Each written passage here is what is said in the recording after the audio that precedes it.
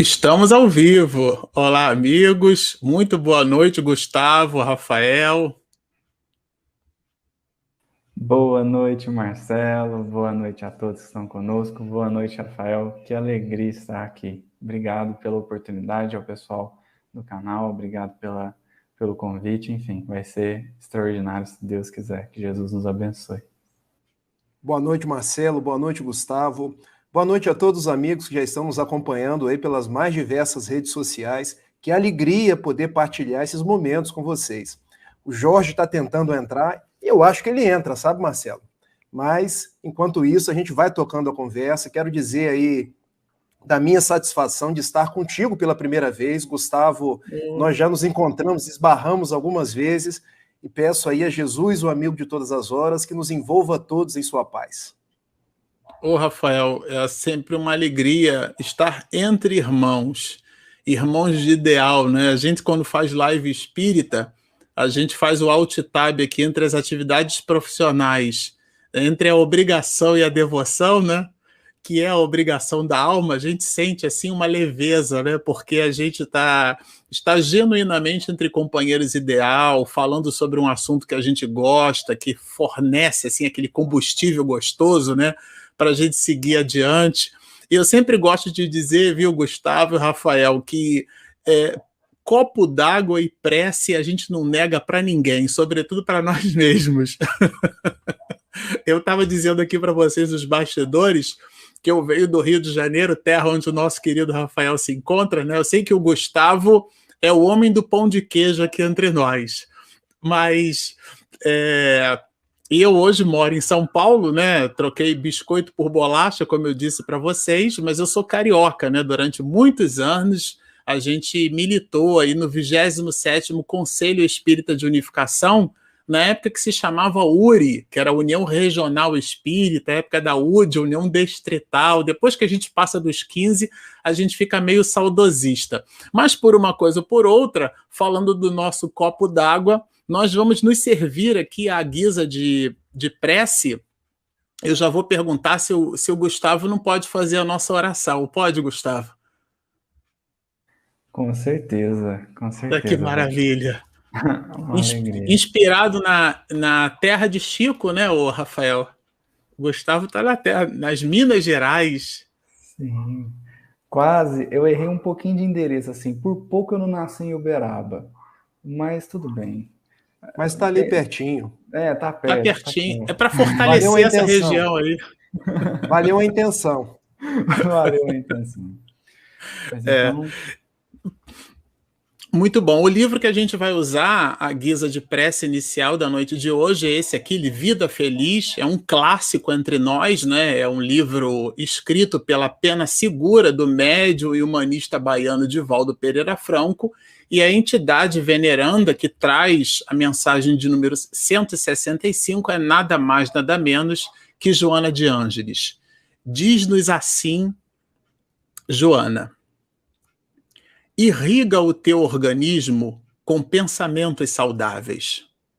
A ação da mente sobre a emoção, o corpo e toda a aparelhagem fisiológica é incontestável. Grande número de enfermidades se deve à ociosidade mental, ao desânimo, à revolta, às ideias autodestrutivas. Canaliza o teu modo de pensar para as questões agradáveis, salutares, otimistas, e viverás sob o seu reflexo, desfrutando do bem-estar que se irradiará a outros, mimetizando e produzindo paz.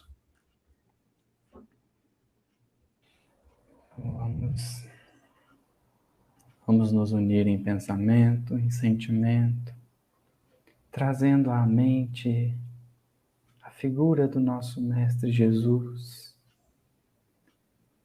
esse amigo de todas as horas, esse irmão que nos cuida, que nos orienta, que nos guia. Mestre, hoje nós nos reunimos aqui para lembrar essas heroínas do teu evangelho, Senhor. Essas corajosas mulheres que com seu coração puro, com a alma límpida, souberam entender-te a mensagem de pronto. Mas mais do que isso, Mestre, elas conseguiram sentir e viver o conteúdo sublime dos céus que o Senhor nos trouxe. Por isso, Mestre, nós te pedimos, por acréscimo de misericórdia, permita que elas venham a nos auxiliar. Não no serviço narcisista de quem quer ver brilhar a própria imagem, mas no serviço bondoso do amor para com as nossas insuficiências, as nossas deficiências, as nossas fragilidades, para abordar tão importante tema. Estejam conosco Joana de Cusa, Maria de Magdala, Lívia, Célia, Alcione e tantas outras que sabemos, por vezes, pelo anonimato, não foram menos importantes, nem menos sábias, nem menos mães, nem menos orientadoras. Estejam conosco. Sabemos que ainda não podemos subir até vós, mas cremos, podeis descer até nós. Esteja conosco. Obrigado, Jesus. Que assim seja.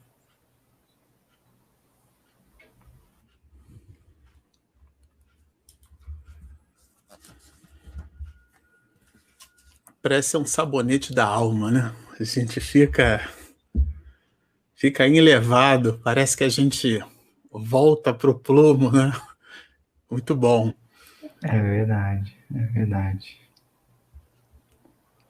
Nós temos um desafio na noite de hoje, né? Que é conversar sobre as mulheres do Evangelho, né? E é curioso, porque esse desafio foi dado para nós, homens. Eu costumo brincar, no meu ambiente profissional, eu digo isso, inclusive, aliás, eu conversava com a Eulália Bueno, com a Denise Lino, com a minha esposa, Regina, com a minha mãe, Deise, as mulheres no Evangelho, né? Isto é, aquelas que estão atuando, são as que gravitam de alguma forma ali em torno dos nossos ideais de vida. Eu conversava com elas, olha, a gente vai fazer um programa sobre as mulheres no Evangelho, mas quem vai fazer são os homens. E eu fiquei refletindo sobre isso, sabe, meninos? E eu me dei conta do que eu costumo dizer no meu ambiente profissional, né? Eu digo assim, que o homem, quando evolui muito, já pode reencarnar mulher, sabe?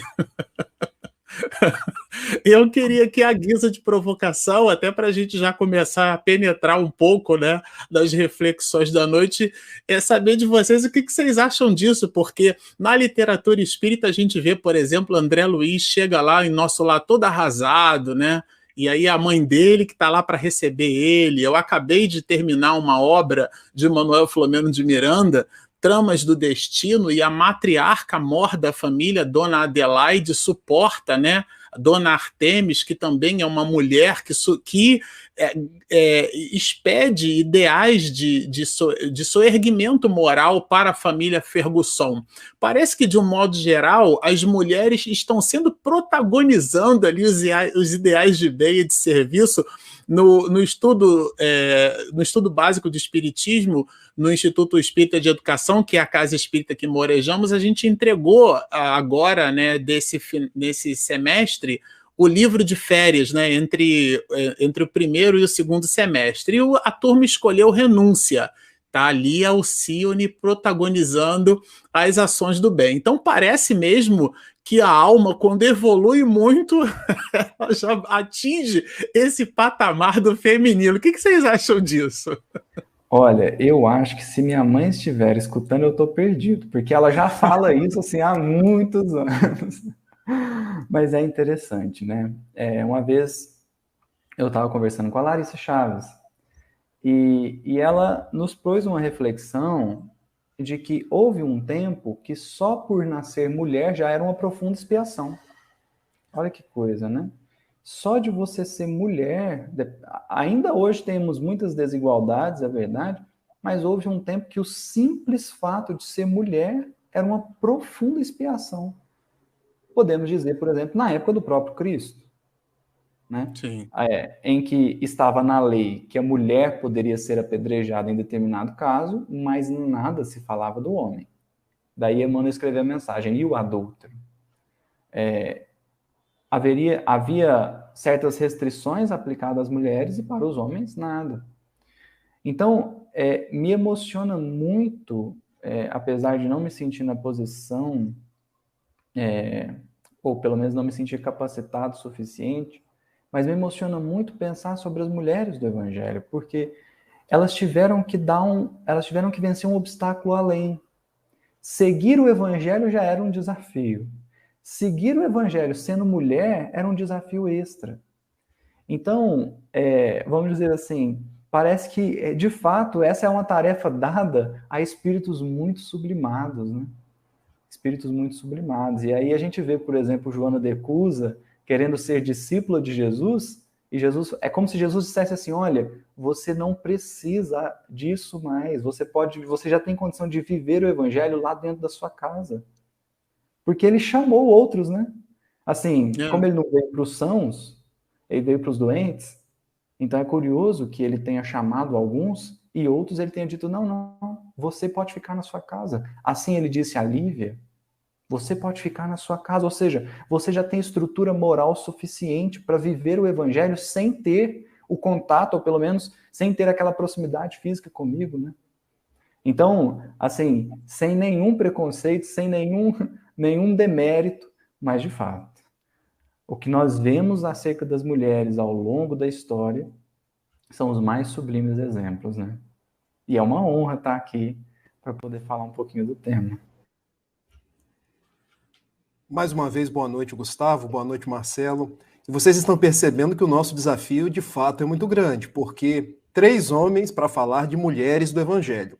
E fica dobrado o nosso desafio, porque vocês estão vendo aí no chat, já estão perguntando pelo Elahá. Além de homens falando sobre mulheres, ainda está faltando o Elahá, que seria aí, vou colocar de uma forma bem amistosa, uma cereja no bolo da noite de hoje. Minha querida Denise Lino, nós te acompanhamos aí pelas mais diversas redes sociais. O Elahá está no interior do estado do Rio, numa cidade chamada Miguel Pereira, a serviço, e teve problemas com a internet, por isso não está presente por enquanto. Estamos esperando que ele se faça presente. Eu aproveito para dar uma boa noite a Francisca Macedo, a Isabela Araújo Oliveira, ao Wilson Silvino de Oliveira Júnior, enfim, a todas as pessoas que já estão aqui no nosso chat. Falar em mulheres é falar em vida, é falar em almas abnegadas que estão ao nosso lado em todos os instantes para que a vida tenha viço, tenha prumo, tenha colorido. Eu, quando penso em mulheres, antes quero falar aqui da minha própria vida, penso em alguém que me deu a vida, que me propiciou a própria reencarnação. Se não fosse Dona Selenes Neves de Amorim, lá na pequenina cidade de Itapirona, norte do estado do Rio de Janeiro, não haveria o Rafael. Não haveria essa proposta de eu vir ao mundo para poder tentar ser uma pessoa melhor, ressignificar os meus caminhos à luz do Evangelho. Se não houvesse Dona Gabriele Costa Araújo, que eu não reputo que seja a minha esposa, mas Gustavo e Marcelo, ela está me escutando, é um verdadeiro anjo na minha vida. Porque nos dias mais difíceis, e eu passei um verdadeiro périplo nessa vida, ela estava do meu lado. Quando eu caía, ela me levantava. Se não houvesse Clara, a minha filhota de 3 anos, que é a luz aqui da minha casa, eu já nem sei o que seria da minha vida, porque quando vem aquela menininha, cabelinho caracolado, dizendo assim, papai, eu acho que é o maior presente que eu recebi dos céus. Então as mulheres, elas já não são mais as protagonistas, as mulheres são aquelas que estão dirigindo o nosso planeta. E quando nós volvemos aos tempos do Evangelho, muitas vezes nós nos lembramos dos homens e deixamos de dar o devido crédito às mulheres. Deixamos de nos lembrar de uma forma enternecida de Maria de Nazaré. Aquela que o anjo Gabriel veio ter com ela e lhe diz: bendita és tu entre as mulheres, porque do seu ventre nascerá o Messias esperado por toda Israel. Nos deixamos de lembrar muitas vezes de Miriam de Migdol, Maria de Magdala, que teve a honra de ver o nosso Jesus quando ele volta num corpo perispiritual por primeira vez. Eu uma vez conversando com José Raul Teixeira, que nós somos aqui de Niterói, da Sociedade Espírita Fraternidade, ele me disse: meu filho, por que Jesus apareceu a uma mulher por primeira vez? Porque as mulheres são importantes.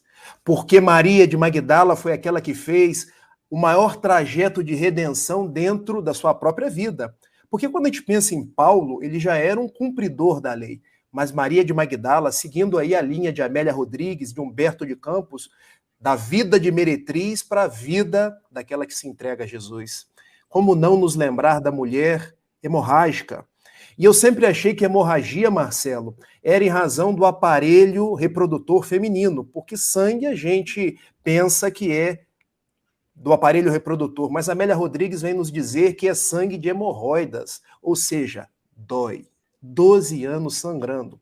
Mas que tinha uma fé a ponto de tocar na orla do vestido de Jesus: a tua fé te curou. E diz Amélia Rodrigues que o nome, talvez Verônica, talvez Berenice, foi aquela mesma que quando o nosso Senhor subia o monte do Gólgota, caído, estremunhado, ela vai com um manto, com um lenço ou um lençol e enxuga-lhe o rosto, já ferido, já maltratado, surgindo aí aquela que nós conhecemos como o Santo Sudário, que seria do Evangelho sem Marta, sem Maria, as irmãs de Lázaro, sem Joana de Cusa, sem todas aquelas heroínas que não foram do espiritismo primitivo, do cristianismo primitivo, mas são contadas suas vidas por Emmanuel, como Lívia Lentulha, como Célia, como Alcione e tantas outras. Então, lembrar das mulheres do Evangelho é lembrar de estrelas que brilham, pavimentando os caminhos da humanidade para que nós possamos progredir. Realmente, a gente, quando busca refletir, né, Rafael, você tocou num ponto que eu acredito que seja um enorme portal de reflexões para todos nós, né? Emmanuel, de alguma maneira, ele nos fornece uma dimensão da grandeza espiritual de Jesus, quando no livro A Caminho da Luz, logo no capítulo 1, né, quando ele escreve sobre a gênese planetária, ele vai dizer que arquitetos siderais, né, Cristos, né, porque Cristo não é o sobrenome de Jesus, né, é a condição dele. Então, vários Cristos estavam reunidos e uma nebulosa, de uma nebulosa se desprendia aquilo que mais tarde forneceria no sistema cosmogônico a ideia do nosso sistema solar, né, com 4 planetas rochosos e 4 planetas gasosos, 2 cinturões de asteroides, aerólitos, luas e Plutão, que eu sou da época que Plutão era planeta, né?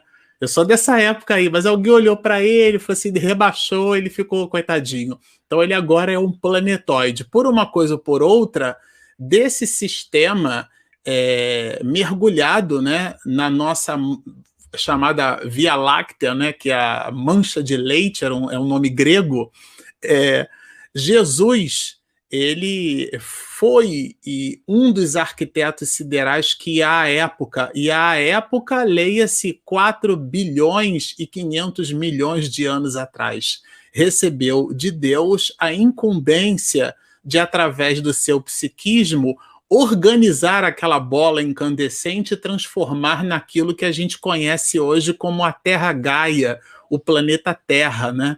Então, com o seu psiquismo, isso não é novidade para nós, está no capítulo 13 da Gênesis, os espíritos manipulam as coisas através dos fluidos espirituais pela sua vontade, do mesmo jeito que nós, os seres humanos, tocamos os objetos com as nossas mãos. Então, através do psiquismo de Jesus, 1,5 bilhão de anos foi necessário até que as primeiras formas de vida, né, as mônadas, as gônadas, os seres eucariontes e procariontes, os primeiros seres vivos, o princípio inteligente habitando nessas estruturas unicelulares. Então, quando Jesus diz assim, conheço cada uma de minhas ovelhas, isso não é uma retórica, ele de fato conhece, né? Amélia Rodrigues nos lembra que Jesus, quando olhava para cada um de nós, invadia os escaninhos mais profundos da nossa alma. É como se fosse um super-homem enxergando numa visão de raio-x, pois esse governador do planeta, o CIO, vamos combinar, né? O CIO do planeta Terra, quando ele esteve entre nós, ele se serviu de uma mulher. E num determinado momento da história do planeta, esse ser angelical e puro esteve sob a égide, sob a educação de uma mulher. Eu fico refletindo sobre tudo isso, né? Isso seria uma outra live só para a gente trabalhar as muitas nuances reflexivas que esse assunto ele certamente possui. Claro que o nosso objeto de atenção hoje não é falar sobre José, mas esse anonimato com que José se entregou, né? Ele se despede da história da humanidade, aonde se sabe muito pouco sobre ele. E parece que o pouco que se sabe sobre José é justamente o muito que ele nos deixou, que é o seu halo, esse exercício de humildade. E nesse estoicismo moral de Maria, a gente fica imaginando a engenharia social divina ter colocado exatamente naquela mulher o plano espiritual. É realmente um espírito assim de uma ascendência moral muito grande, não é não? Com certeza, meu amigo, com certeza. E é muito interessante, assim, quando a gente olha para essas personagens do Evangelho, né? É uma coisa que eu fico, assim, profundamente comovido, emocionado mesmo, é a força moral delas, assim. Porque, mais uma vez, não é menosprezando, mas a gente olha os homens do Evangelho e salva José. Porque José foi o homem integral, nas palavras de Emmanuel, né? Houve um homem, a par de beneficiários ingratos, houve um homem integral, né? E aí ele vai dizer, já pensaste o cristianismo sem ele, sem José? Mas se a gente tirar o José, sobra assim. E o João? Eu vou tirar o João também, porque eu adoro o João. Mas aí a gente fica com Pedro, a gente fica com Paulo, a gente fica com Tomé. E são personagens que, graças a Deus, eles existem no Evangelho, porque senão não haveria identificação, né? Como diz o Haroldo, a gente não se identificaria. Mas a gente percebe que são personagens que conviveram com Jesus ou tiveram um contato muito intenso com a mensagem e ainda assim não foi suficiente. Precisou de algo mais. Então Pedro precisou da negação, Tomé precisou ver as chagas, Paulo precisou da visão em Damasco. Mas o que Joana de Cusa precisou? De uma conversa. De uma conversa. Lívia precisou ouvir o Sermão do Monte. Uma vez. Uma vez. Uma vez. Porque Jesus, provavelmente, né, como eu gosto das deixas de Humberto Campos no livro Boa Nova, ele diz assim, Jesus pronunciou pela primeira vez o Sermão do Monte. Então teve outras. Não foi a primeira e única. Pela primeira vez, Jesus pronunciou o Sermão do Monte, e nós sabemos pelo 2000 anos que Lívia estava lá. E o que foi depois da vida dessa mulher? O que se desdobrou a partir daí? Então, assim, me encanta mesmo a força moral. Né? Você citou José, e uma coisa que me chama a atenção, Marcelo, é que José é muito pouco citado no Novo Testamento. Né? A gente tem, como você falou, pouquíssimas informações. Agora, Maria de Magdala é citada 2 vezes, em 2 versículos, assim, um nomezinho apareceu lá, Maria de Magdala. E aí, de repente, uma mulher que estava lá, e de repente Humberto Campos traz, né, no livro Boa Nova, a força que ela tem de ter sido deixada sozinha, abandonada por aqueles que seguiam Jesus. Não eram judeus alheios à mensagem do Evangelho, eram discípulos do Mestre, que simplesmente olharam para ela e falaram assim: não, você não pode ir com a gente. Você não é digna, a gente vai pegar mal, sabe? Vai pegar mal a gente com uma mulher. Então, às vezes, revelando, e aqui de novo, não há nenhum julgamento, porque quem sou eu para falar? Mas às vezes revelando que viveram 3 anos com Jesus e não conseguiram absorver, e essas mulheres tiveram instantes com o Mestre e modificaram a própria vida. O Rafael lembrou a mulher hemorroísa, né? Um toque e a vida está renovada. Que força moral é essa, sabe? Porque o Evangelho ele veio para dar propósito. O Evangelho veio para dar propósito. Só que nem sempre a gente consegue entender esse propósito de pronto. Alguns espíritos conseguem. E dentre esses alguns, a maioria foi mulher. Então a gente não fala aqui para puxar o saco, né? Não é para falar bonito, mas é porque é verdade. O Evangelho veio dar propósito. Por que você vai resistir a uma tentação? Por que você vai seguir determinado caminho? Por que você vai aprender a olhar para o outro? Por que você vai amar o outro? Por que você quer aprender a amar o outro? Porque o Evangelho te deu um propósito. E esse propósito foi muito bem apreendido e interiorizado por essas mulheres. Essas mulheres que tiveram um contato rápido, mas tão intenso, tão verdadeiro com a mensagem do Cristo, que a partir daí se desdobra uma nova vida. Se o Evangelho é a boa notícia, para essas mulheres o Evangelho foi a grande renovação, a grande revolução, porque reorientaram a rota. E aí, eu vou só puxar mais um pouquinho aqui para uma personagem que é Maria de Magdala, que assim, eu sou apaixonado por Maria de Magdala, uma mensagem de Emmanuel, no livro Caminho, Verdade e Vida, e que Emmanuel ressalta uma coisa que eu nunca tinha parado para pensar, ainda nesse tom de falar da força moral, porque é muito difícil você transpor todos os seus hábitos, né, de várias encarnações, você transpor isso para seguir o Evangelho. E aí Emmanuel vai escrever na mensagem, se não me engano, ela chama Maria de Magdala, ou Magdala, acho que é o capítulo 92 do Caminho, Verdade e Vida, e aí o Emmanuel fala assim, Saulo, ele pega como exemplo o Saulo. O Saulo, ele se transformou muito, mas ele já era o homem da lei. Ele já era o doutor da lei, ele já tinha conhecimento. O que ele precisou fazer foi ajustar a direção. Então ele estava na intensidade certa, na direção errada. Então a hora que ele ajustou a direção, ótimo. Aí Emmanuel fala assim, mas Maria de Magdala superou os vícios. E superar vício não é uma coisa simples. Não é uma coisa simples.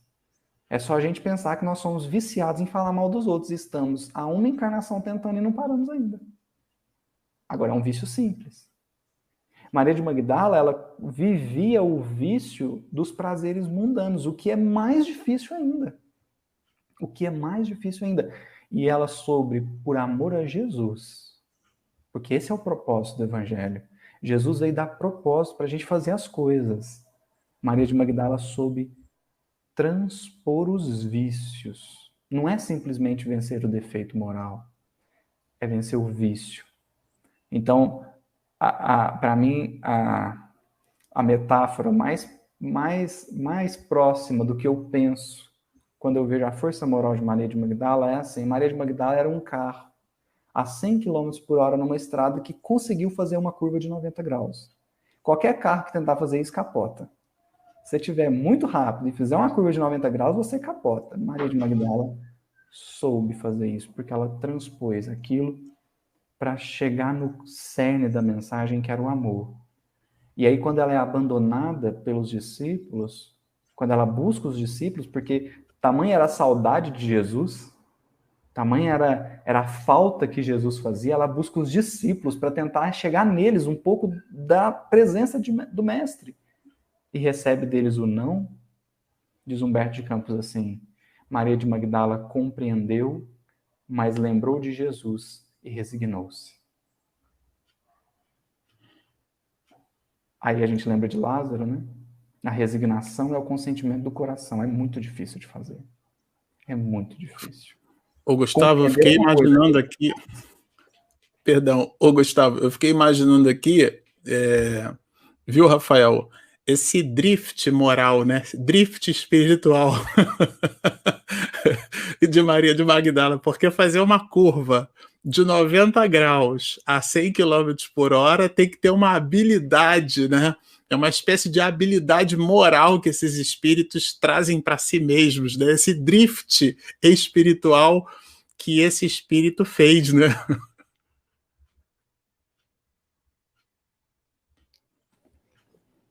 É verdade. Enquanto vocês falam, eu pensava numa reflexão que eu quero trazer agora para você, Marcelo, para você, Gustavo, e para todos aqueles que estão nos acompanhando. E a gente vai se dar conta, se ainda não nos demos, da importância e do valor dessas mulheres laboriosas do Evangelho. Quando Jesus foi capturado e perpassou o seu Calvário, quantos homens estavam com ele? Vamos pensar nos 12 apóstolos? Um traiu, outro negou 3 vezes, outros 9 fugiram, 11. Apenas um estava com Jesus, João. E mulheres?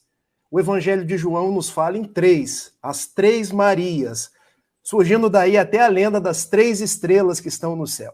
Maria de Nazaré, a mãe dele, Maria de Magdala e Maria Cleofas, a esposa de Alfeu, ou para alguns ele também se chamava Cleofas, daí Maria Cleofas. Mas a Amélia Rodrigues nos diz que existiam mais 3 mulheres lá. Era Joana de Cusa, a Maria Marcos, a mãe de João Marcos e a mulher hemorrágica. Ou seja, para um único homem, João, haviam 6 mulheres. Olha o brilho e a força das mulheres. E olha como nós, homens, ainda nos acovardamos nos momentos mais difíceis. É bom a gente pensar nisso. Porque já viram uma mulher quando é internada, a força que ela tem?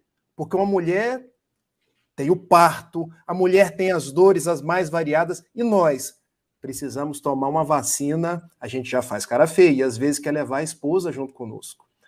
Os momentos mais difíceis da nossa vida, as mulheres passam com toda a galhardia, e foi assim nos dias de Jesus. Então, quando nos lembramos dessas mulheres, nós nos lembramos de força, de coragem, nos lembramos daquelas que quando os homens fugiam, negavam, traíam, elas estavam lá, acompanhando o nosso Senhor aí no auge do seu martírio. E dessas 6 mulheres, uma me chama muita atenção, porque o Gustavo lembrou de Maria de Magdala. Eu vou falar de uma outra aqui agora, e talvez você depois, Marcelo, fale de uma terceira.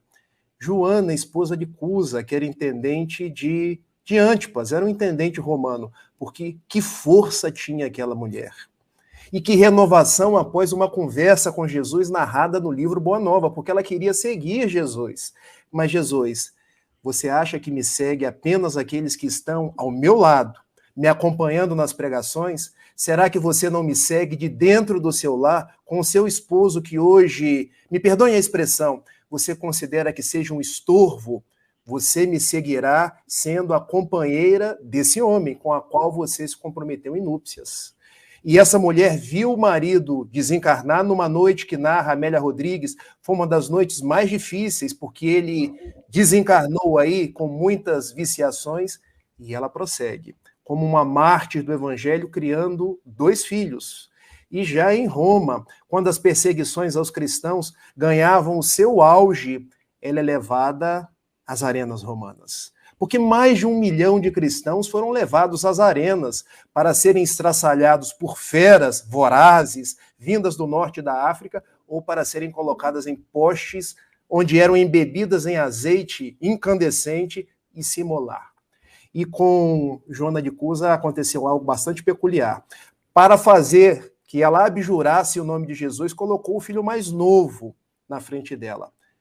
E o filho ficava gritando, abjura, minha mãe, abjura, porque eu estou aqui sendo seviciada igualmente. E ela, lembrando-se da própria Maria, que vendo o seu filho sendo morto, não. Nós não podemos abjurar aquele que é o nosso modelo, aquele que é o nosso mestre. E já no auge do seu sofrimento, o soldado romano lhe pergunta, é isso que esse mestre judeu, esse carpinteiro te ensinou a morrer na covardia, a morrer sem reclamar. Esse mestre me ensinou muito mais. A morrer, sim, mas te amando sobre todas as coisas.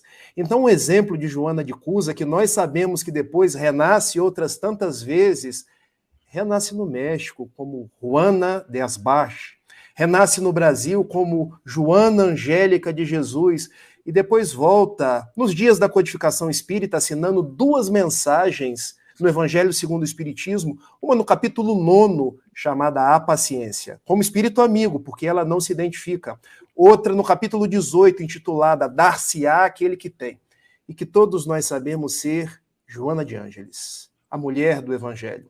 E que muitos já dizem que viveu igualmente no século XII para XIII, na personalidade augusta de Clara de Assis, outra mulher do Evangelho. Então, quando pensamos em Joana de Ângeles, Joana de Cusa, Clara de Assis, essa mesma personalidade, nós nos damos conta de que uma mulher, por amor a Jesus, é capaz de fazer.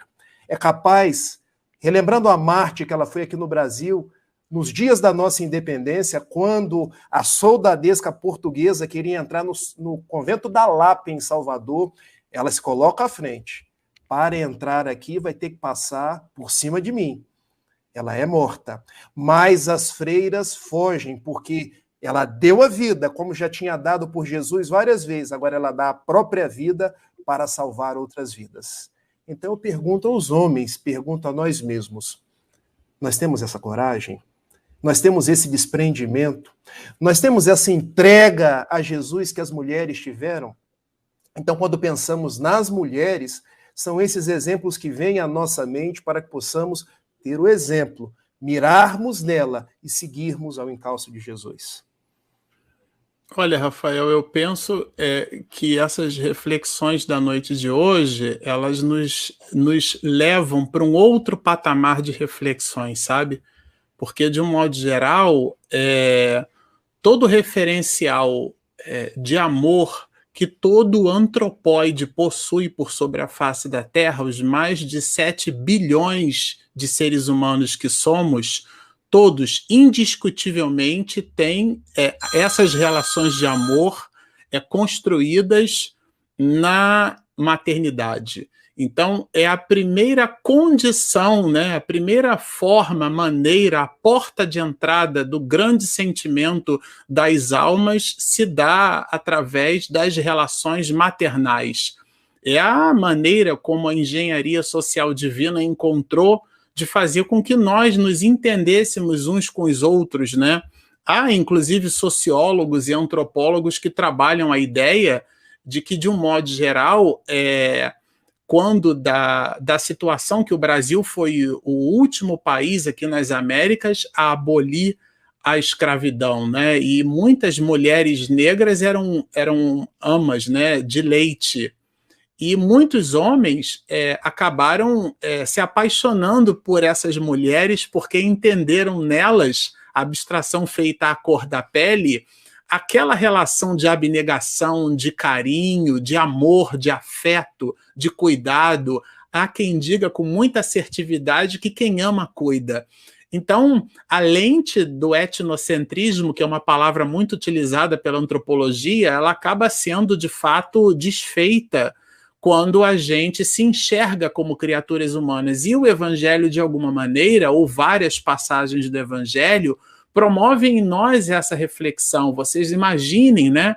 Jesus Cristo apareceu para uma mulher e entre os discípulos, depois que ela foi correndo ter com todos eles, nossa, mas Jesus apareceu para ti? Por que não apareceria para Pedro, que ele gostava tanto, mas para ti? E esse para ti, assim, olhando de cima embaixo. Então, e vejam, a gente está falando daqueles que escreveram as primeiras noções do Evangelho de Jesus por sobre a face da terra, os discípulos. E, no entanto, nós não ficamos isentos do preconceito, isentos daquilo que hoje o século XX e o século XXI chamam de etnocentrismo, né? que é aquela visão preconceituosa de enxergarmos o outro através da lente das nossas possibilidades. E a gente faz isso hoje em dia, né? Se o outro não for espírita, a gente, poxa, mas meu marido não é espírita, minha esposa não é espírita, mas meu filho não é espírita. E o lema da doutrina espírita, eu costumo sempre brincar e dizer, né, que a palavra mais importante em doutrina espírita não é reencarnação. E a tese não é minha, de Allan Kardec, chama-se caridade. Né? Fora da caridade não há salvação. E essas mulheres, de uma forma muito estoica, de uma forma muito consistente, o que elas deixaram foi o exemplo, o legado de comportamento de amor, esse referencial seguro. Como é que faz? Como é que ama? Porque às vezes a nossa forma de enxergar o sentimento é cercada de muita plasticidade, de muito verbo, né? E de pouca ação. E Jesus foi categórico, a tese não é nossa, meus discípulos serão reconhecidos por muito se amarem. Eu me recordo, sabe, Gustavo, Rafael, lendo Amélia Rodrigues, quando ela cita a clássica passagem do instante em que Jesus se apresentava ali no tabernáculo, né? Era um dia ensolarado, o povo permutava produtos de um lado para o outro, era um ambiente onde existia quase que um certo halo de paz, uma confraternização incomum, do período muito utilizado pelos judeus primitivos para os festejos, sobretudo em cima daquele ciclo natural da agricultura, né? E foi naquele instante onde Jesus buscou o povo para ter mais de perto com ele, palavras de Amélia Rodrigues, pois é nesse momento que aparece numa praça pública uma mulher que é tomada em adultério. E a gente fica imaginando a cena, como ela foi puxada, a parte do corpo, né? Como ela foi conduzida, arrastada, vamos dizer assim, né?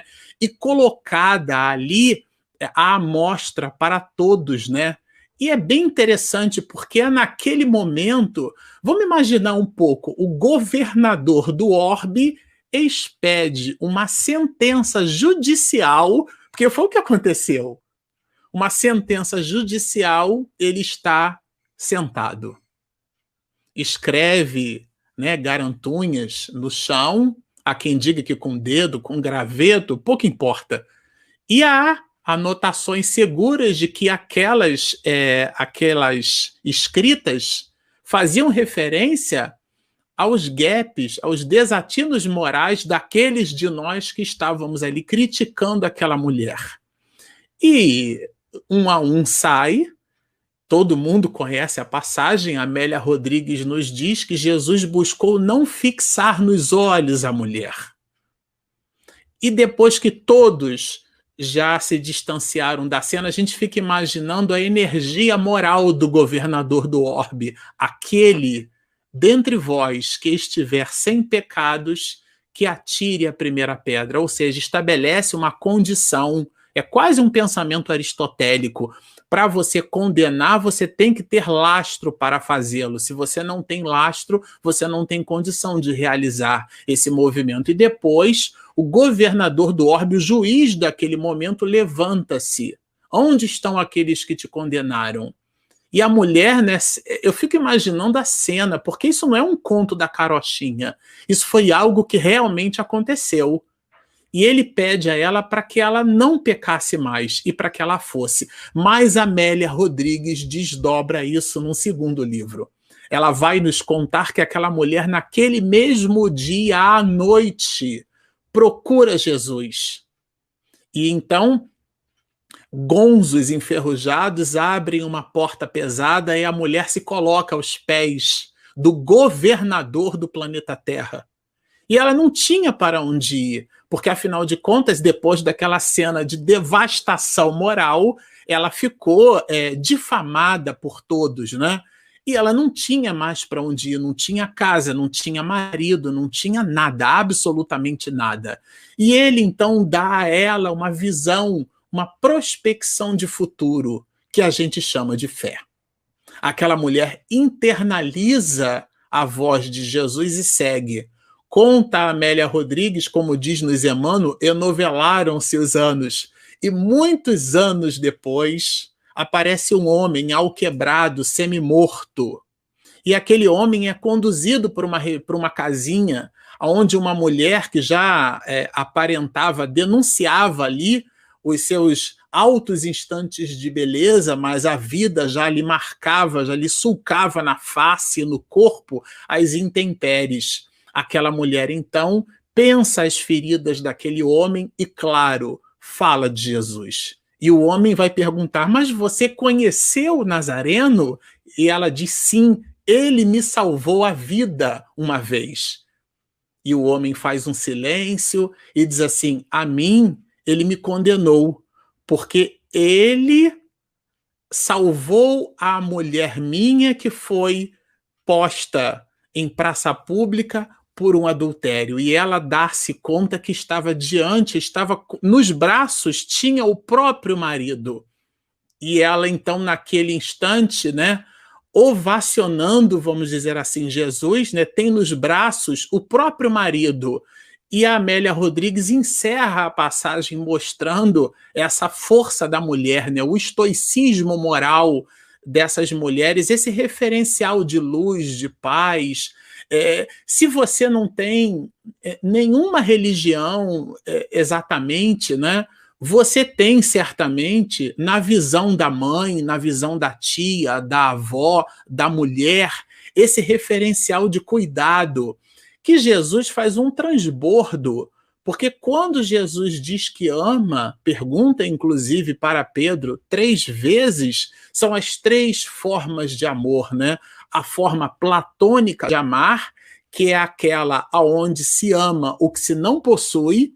Então, no momento em que eu não tenho, eu desejo o amor platônico, como a gente costuma dizer, é aquele amor que você ambiciona, aquele processo contemplativo. Não existia a palavra amor à época. Então, Platão desenvolve esse pensamento do eros. A palavra erótico vem daí, né? E todos os substantivos derivados. Depois, Aristóteles traz a ideia de amor como uma ideia de filia. A própria palavra filosofia, de philos, né, e sophos, que é sabedoria, significa amor à sabedoria, amizade pelo saber. A palavra filho descende um pouco desse mecanismo aristotélico, mas foi Jesus, através do comportamento estoico das mulheres, quem desenvolveu na criatura humana, pelo exemplo da própria mulher, o que genuinamente o mestre trouxe como sendo o amor.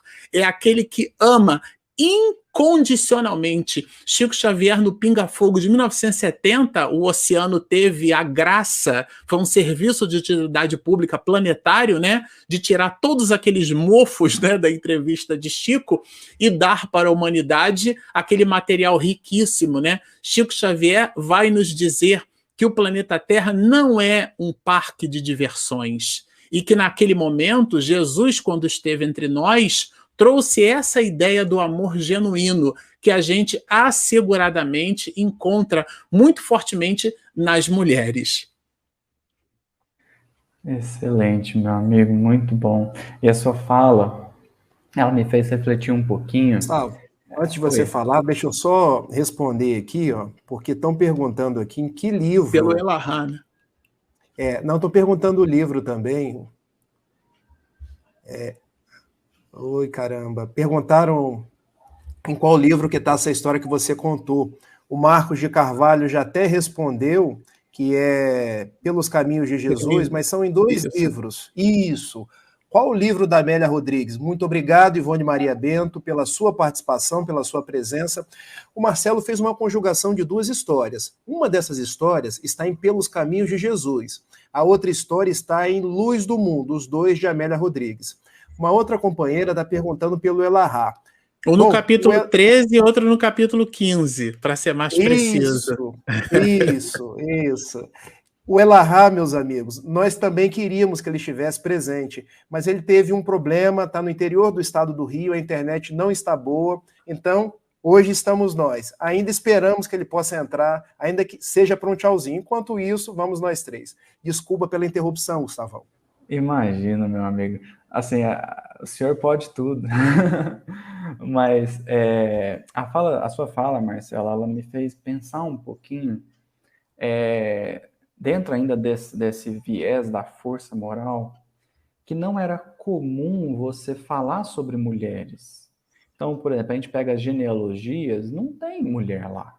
Normalmente, né? Normalmente não há mulher. Por isso, talvez a genealogia de Mateus seja tão revolucionária, porque ele traz mulheres e trazem, assim, mulheres que, naquela época, seriam uma vergonha para a família. Mas, enfim.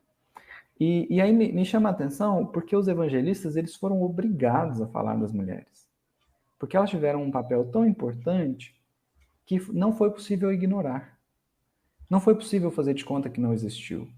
Não foi possível fazer de conta que elas não tiveram lá, que elas não presenciaram aqui, que elas não presenciaram aquilo. E aí, dentro dessa temática, a gente vê Lucas cita um pouquinho ali de Maria de Magdala, de Joana de Cusa, João também faz uma referência. E aí, a genealogia de Mateus também impressiona, porque ele traz mulheres lá, e ele traz mulheres como Tamar, como Raabe, que não são, assim, mulheres com a vida direita, dentro dos padrões da época. Então, me chama a atenção isso, como o papel da mulher, e aqui é claro que nós estamos conscientes de que o espírito não tem sexo, que o espírito não tem esse gênero que o corpo dá. Mas acontece que esses espíritos encarnados como mulheres, eles trouxeram lições tão importantes que os evangelistas não puderam ignorar. E aí a gente fica pensando assim, e nós hoje? O que nós poderemos fazer perante essas mulheres, perante a mensagem que elas deixaram, perante a lição que elas exemplificaram, perante isso que elas fizeram? Porque o evangelho está cheio de deserções, cheio de abandono, cheio de dúvida, e tem esses pinguinhos de certeza, de exemplo, de conduta. Então, parece que seria muito bom para nós mesmos, né, enquanto espíritos imortais, que olhássemos para isso que está escrito lá, ainda que deixado assim, como que de relance, como que sabe aquela pedra no sapato? Você fala assim, eu vou ter que comentar, não vai ter jeito, não vou poder ignorar, e aí tá lá, sabe assim, tá lá escrito. Então, parece que isso é um convite a gente repensar, a gente olhar buscando a lição. Então eu fico pensando assim, sabe, Públio Lentulus é o nosso Emmanuel, graças a Deus, um espírito por quem nutre o maior carinho, o maior respeito. Mas onde estará a Lívia? Onde estará a Lívia? Alcione, tantas outras. Então é muito bom para nós mesmos que nós olhemos para essas mulheres do Evangelho. E aí volta em Maria de Magdala, Joana de Cusa, a mulher hemorroísa. Por quê? São pessoas pouquíssimo citadas. E a gente olha, por exemplo, a passagem... Outro dia eu estava estudando sobre essa passagem que você nos trouxe, Rafael, da mulher hemorroísa, uma coisa muito interessante, falando assim, observemos quem foi citado. Foram citados os discípulos, Jesus e Jairo. Qual que é o nome da mulher hemorroísa? Não sabemos. Porque não foi dado o nome dela. Entende o ponto? Então, assim, é uma coisa que fala assim, nossa, eu vou ter que citar isso aqui, mas deixa eu passar rapidinho nessa história, sabe? Mas tá lá. Tá lá e precisa ressaltar como uma pedrinha de diamante que brilha mais do que as outras. Não é? E aí, meus amigos, eu estou assim num tom de consideração final, não porque a live vai acabar, mas porque infelizmente eu terei que sair. E aí eu queria só trazer um comentário, uma pergunta, na verdade, que foi feita, da Laila Santos. Já tem um tempinho que ela fez a pergunta, Mas ela diz assim, ó, da forma como Humberto de Campos descreve, seria possível supor que Pedro não aceitou Madalena por pensar que não teria como manter uma mulher, a sua integridade, em um ambiente masculino? Olha, o que nós temos no Boa Nova, nesse primeiro, vamos dizer assim, nesse primeiro abandono, né, é que são dois discípulos. São dois discípulos. Eu não me recordo aqui se em Paulo Estevão Emmanuel menciona, isso, se vocês lembrarem, eu não me lembro se Emmanuel menciona que é Pedro que diz não, né? Mas no Boa Nova está que 2 discípulos disseram não. E a razão para isso é não exatamente por Maria de Magdala ser mulher, mas é pelo passado que ela teve. Né? O passado de desvios e tudo. Então eles ficaram assim receosos que ela fosse cair de novo nos mesmos vícios, né? Então não é exatamente por ser mulher, acaba que a gente não pode investigar a intimidade deles, né? Mas a gente sabe de toda a cultura da época e tudo, mas muito pela questão do passado dela. Eu não me lembro aí se você, Marcelo, você, Rafa, puderem trazer aí mais uma resposta, porque eu achei interessante a pergunta, achei que a gente podia passar nela, mas infelizmente eu terei que sair. Eu agradeço profundamente, foi extremamente importante estar aqui com vocês. Um abraço a todos que acompanharam, o pessoal aí que está aí na operação, né, da live e tudo. Enfim, foi uma alegria, uma satisfação imensa. Obrigado, que Jesus nos abençoe.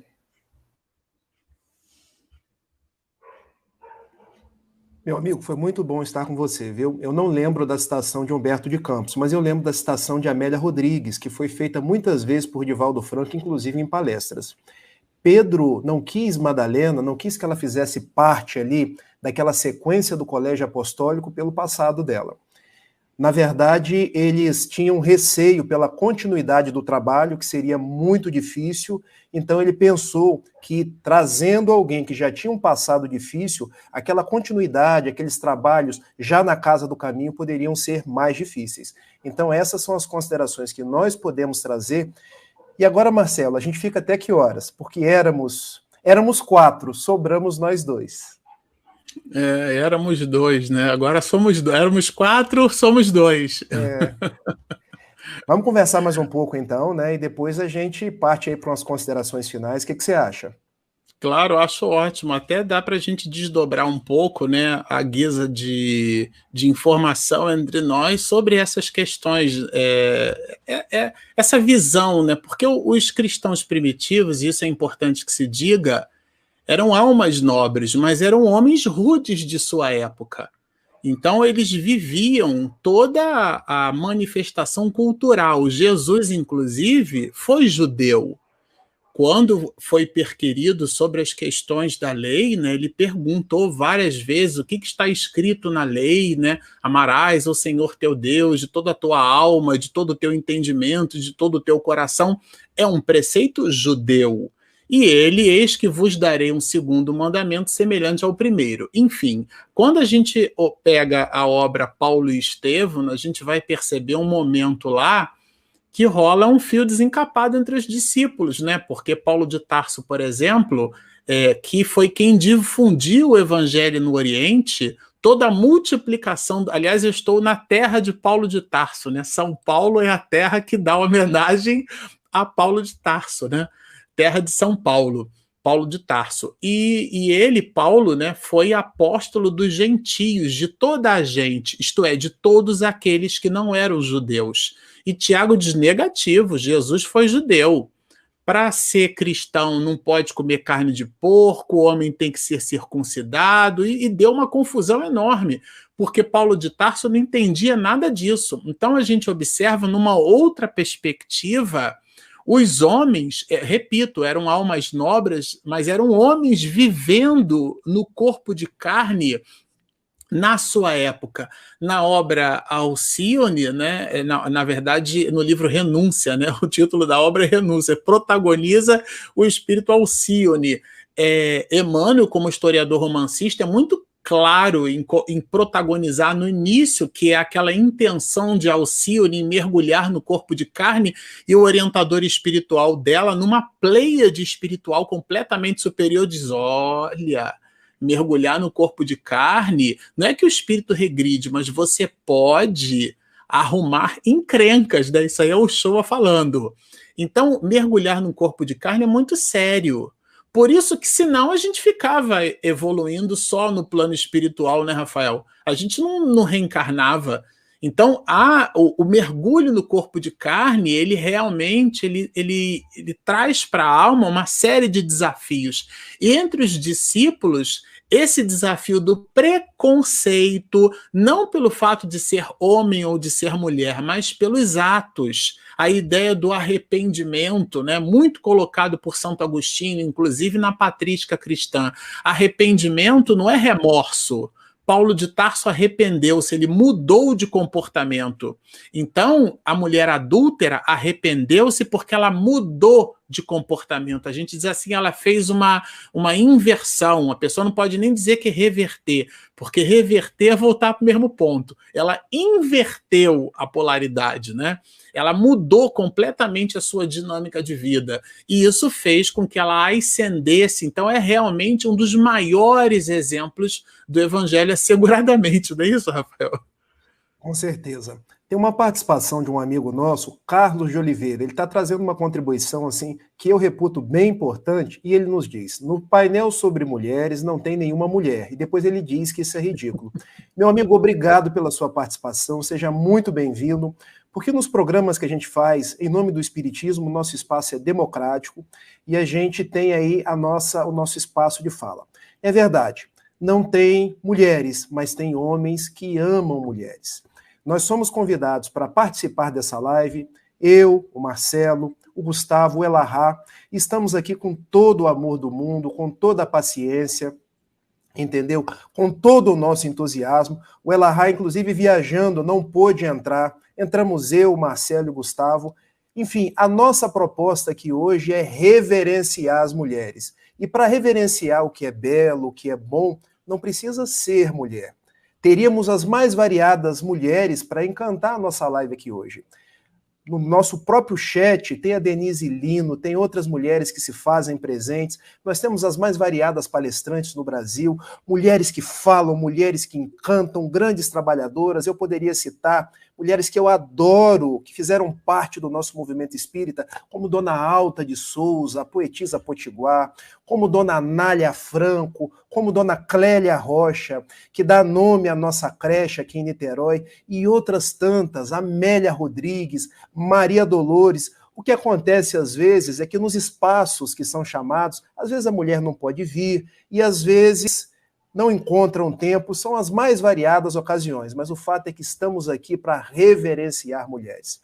Nós estamos vivendo para falar de Jesus, que era um feminista a seu tempo, que teve uma mãe que ele amou, que teve mulheres que ele trouxe para perto de si e colocou para que fossem baluartes daqueles tempos primitivos. Então, nós estamos aqui hoje para lembrar que nas nossas reuniões de desobsessão, Marcelo, eu sei que você deve participar, ou pelo menos quando nos traz os estudos da obra de Manuel Filomeno de Miranda ou de André Luiz, sempre que vamos chamar um benfeitor para aqueles espíritos mais empedernidos, quem que a gente chama?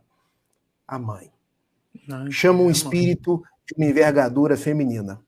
Quando a gente fica sabendo aí de espíritos já evoluídos, lendo as obras de Emmanuel, Lívia Lentulha era mulher. E Emmanuel, que na época foi Públio Lentulus, precisou renascer na pele de um escravo Nestório, e depois renascer como Basílio, e depois várias vezes no seio da Igreja Romana, envergando, seja como Padre Emanuel da Nóbrega aqui no Brasil, seja como Padre... Me fugiu o nome que ele teve lá no livro Renúncia, mas enfim... Lívia já subiu, ele hoje é um espírito elevado, mas percebam a diferença entre a mulher e o homem. Percebam a elevação de Célia no livro 50 anos depois, percebam a elevação de Alcione, que deixa um outro orbe para vir estar conosco na busca de regenerar aquele que era um parceiro seu. Então, eu acho que o nosso tempo está acabando. Eu gostaria de terminar a minha fala dizendo do valor das mulheres. As mulheres que foram as mulheres do Evangelho, as mulheres que são as mulheres dos dias de hoje, as mulheres que estão aí na condução dos passos do nosso planeta terreno, que já cansado aí de tantas provas e expiações, já divisa aí o albor de um mundo regenerado. E nós estamos avançando. E para avançar, nós precisamos de Jesus, da força dos espíritos femininos. E para me despedir, eu quero deixar um soneto de Maria Dolores, a poetisa baiana, uma mulher de fibra do Evangelho que, escrevendo pelas mãos de Chico Xavier, ela nos disse: onde estiver Jesus, alma querida e boa, ilusões, erros, falhas apareçam embora. Ainda mesmo que o mal em torno desarvora, ilumine, esclarece, ampare e aperfeiçoa. Onde estiver Jesus, nada se diz à toa. O engano pede luz onde a verdade mora. A caridade reina, a esperança, ora a ora, alteia-se mais bela, o trabalho abençoa. Onde estiver Jesus, ainda que humilhado ou sozinho, nas desfigurações ou nos aleives do caminho, inflama-te de amor que é sol ardente e fecundo. Onde estiver Jesus, eis que Jesus te espera, seja homem, seja mulher, a bondade, o perdão, a decisão, a paz e a fé sincera, para a glória do mundo e para a redenção de todos nós. Meus amigos, muito obrigado. E quando olharmos para essas mulheres, tenhamos a certeza que se não fosse Maria, não teria Jesus. Se não fosse Marta e Maria, não haveria Lázaro. Se não fosse Joana de Cusa, talvez não teríamos Divaldo Franco, Nilson de Souza Pereira. Se não fosse Maria João de Deus, que deixou Chico órfão aos 4 anos de idade, mas disse assim: meu filho, o dia que te disserem que eu morri, não acredite, porque eu não estarei contigo num corpo de carne, mas em espírito eu continuo. Se não fosse Dona Helene Breslau, a mulher de Albert Schweitzer, ele não teria ido para a África para cuidar de rancenianos, aqueles que sofriam de doenças tropicais. Se não fosse outras tantas mulheres que seriam de nós. Está contigo a palavra, Marcelo. Rafael, eu de fato fico muito sensibilizado com toda essa abordagem reflexiva que a gente foi capaz de deixar na noite de hoje. Fica esse legado entre nós, né? Fica um convite para que depois dessa live você possa orar pela sua mãezinha, orar pelas mulheres do mundo. Reserva um instante, a oração é um sabonete para a alma, né? A gente acredita bastante no espectro de frequência do telefone celular, da rede Wi-Fi, e às vezes a gente se esquece do poder da mente. Ora, diante das dificuldades que a pandemia ainda nos entregam, como diz Maria, isso também passa. Então, que nós todos possamos passar pelas dificuldades, sintonizando com elas, com as mulheres do mundo, sintonizando com Maria, sintonizando com as forças divinas que se expressam no exercício do amor genuíno através das mulheres.